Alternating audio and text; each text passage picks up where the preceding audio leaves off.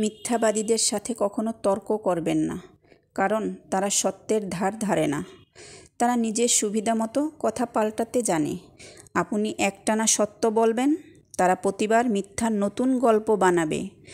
তর্ক তখনই অর্থবহ যখন উভয় পক্ষ যুক্তি বোঝে, কিন্তু মিথ্যাবাদীরা তো সত্যকে শত্রু মনে করে।